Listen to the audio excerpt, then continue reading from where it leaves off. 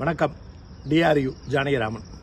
தோழர்களே, சென்னை அர்பன் வங்கி railway employees cooperative credit society Chennai கிட்டத்தட்ட 1989 தான் நடந்த கடைசி தேர்தல். அதுக்கு பிறகு இன்னைக்கு தேர்தல் என்பதே நடக்கல.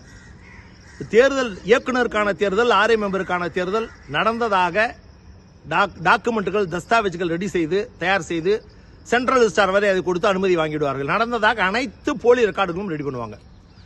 சொசைட்டியுடைய பைலாவை தொழிலாளிக்கு டிவிடெண்ட் கொடுக்கும்போது கையெழுத்து போடுன்னு சொல்லி அந்த மொட்டை பேப்பர்ல கையெழுத்து வாங்குவாங்க. டிவிடெண்ட் வவுச்சர் கொடுக்க, ரசீது கொடுக்க. அதை வச்சு நாங்கள் ஜிபி நடத்தி அதில் எல்லா தொழிலாளிகளும் ஒத்துக்கிட்டாங்க. பைலாவை அந்தபடி ஃப்ராடு தனமா பைலாவை மாத்தினாங்க.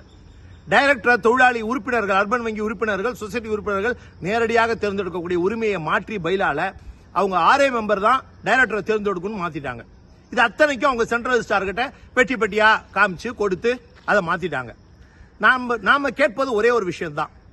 இந்த சொசைட்டியில தொடர்ச்சியாக கோஆபரேட்டிவ் ஆக்ட், சென்ட்ரல் கோஆபரேட்டிவ் ஆக்டை மீறி தொடர்ந்து நினைவு தெரிஞ்ச நாளா 89 இன்னைய வரைக்கும் ஒரே தலைமை, கண்ணையா சேர்மன், ஒரே தலைமை. ஜனாதிபதிக்கு தேர்தல் உண்டு, பிரதமருக்கு தேர்தல் உண்டு, எம்பி எம்எல்ஏக்களுக்கு தேர்தல் உண்டு. நடக்காத மாநகராட்சி, நகராட்சி, பஞ்சாயத்து தேர்தல் எல்லாம் நடந்து முடிஞ்சிடுச்சு. தொழிலாளி ஓட்டு போட்டு தேர்ந்தெடுத்தான். ஆனா ரயில்வே பங்குதாரர்களாக, ரயில்வே தொழிலாளருடைய ஷேர் ஹோல்டராக நடக்கக்கூடிய இந்த சொசைட்டி, மாசம் சிஎம்டிடி கட்டுற இந்த சொசைட்டி, அதனுடைய சேர்மனை தேர்ந்தெடுக்கக்கூடிய உரிமை ரயில்வே தொழிலாளிக்கு இல்லை. அந்த பைலாவே அப்பட்டமா மாத்தி அதுக்கு உடந்தையாக சென்ட்ரல் ரிஜிஸ்டார் இருக்கு.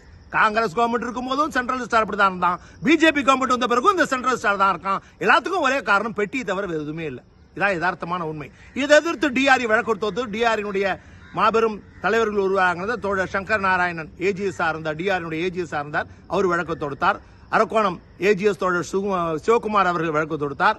ஜானகிராமனும் வழக்கு தொடுத்தோம். கண்ணையாவை தகுதி நீக்கம் செய்ய வேண்டும். தொடர்ந்து 4-5 முறையாக இவர்தான் சேர்மனா இருக்காரு.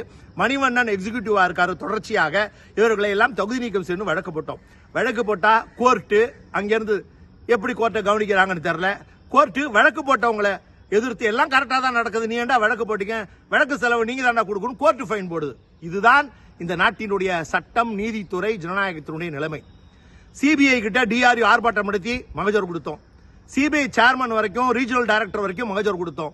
நம்ம கொடுத்த மகஜர் அடுத்த 4 நாளுக்குள்ள கண்ணையாவுடைய கையில போய் நிக்குது. இதுதான் சிபிஐ உடைய யதார்த்தமான நிலைமை. இப்போ இந்த சொசைட்டி தேர்தல் முடிஞ்ச பிறகு, திருச்சி சொசைட்டி தேர்தல் முடிஞ்ச பிறகு திடீர்னு ஒரு வவுச்சர் இங்க கொடுத்திருக்காங்க. யாருக்கு? சென்னை டிவிஷன்ல இருக்கக்கூடிய ஒர்க் ஷாப்ல இருக்கக்கூடிய அத்தனை பேருக்கும் கிஃப்ட் வவுச்சர். அந்த வவுச்சர் கொடுத்து 3 மாசம் ஆச்சு. வவுச்சரை வாங்கின தொழிலாளி எங்க வச்சானே கிஃப்ட் வவுச்சர் தெரியல, மறந்துட்டான். அந்த கிஃப்ட் வவுச்சர் இப்ப தரல. ஏன் தரல? தேர்தல் வரும்போது நாங்க கொடுக்கற பிரியாணியுடைய சேர்த்து இதை கொடுத்துருவோம் அப்படிங்கிற எண்ணத்துக்காக அந்த கிஃப்ட் வவுச்சரை தரல, எடுத்து வச்சிருக்காங்க. நாம கேட்பது ஒண்ணுதான், இவங்க கொடுக்கக்கூடிய கிஃப்டா இருந்தாலும் சரி, தொழிலாளி நடுவே வச்சுக்க வேண்டியது ஒரே ஒரு விஷயம். போனஸ்ல 2000 ரூபாய் ஒரு தொழிலாளிட்ட பணம் வாங்குறாங்க. போனஸ் வசூல்ல 10 வருஷம், 2013 இருந்து இன்னைக்கு 24 ஆயிடுச்சுங்க. இந்த 10 வருஷத்துல ஒரு தொழிலாளிட்ட ஆளுக்கு 2000 ரூபாய், 10 வருஷம் 20,000 ரூபாய் வாங்கியிருக்காங்க இல்லையா? இந்த 1000 ரூபாய் வாங்கினா வச்சா கூட 10,000 ரூபாங்க. ஆனா தொழிலாளிக்கு ஓட்டு போட்ட எவ்வளவு கொடுக்குறான்? 500 ரூபாய் கொடுக்குறான். ஆனா அவன் கொடுக்குற பிரியாணி, உங்ககிட்ட 20,000 ரூபாய் வாங்கிட்டு அவன் கொடுக்குற 500 ரூபாய், அர்பன் பேங்க்ல கொடுக்குற கிஃப்ட் வவுச்சர், இதெல்லாம் தொழிலாளியை மயக்க வைத்து அவர்களுக்கு ஓட்டு போட்டு ஜெயிச்சுலாங்கிற கணிப்புல இருக்காங்க.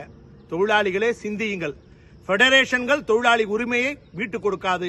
நம்முடைய ஒன்றுபட்ட போராட்டம், நேர்மையான செயல்பாடு தொழிலாளிக்கு தேவை. வாக்களியுங்கள் டிஆர்யூக்கு.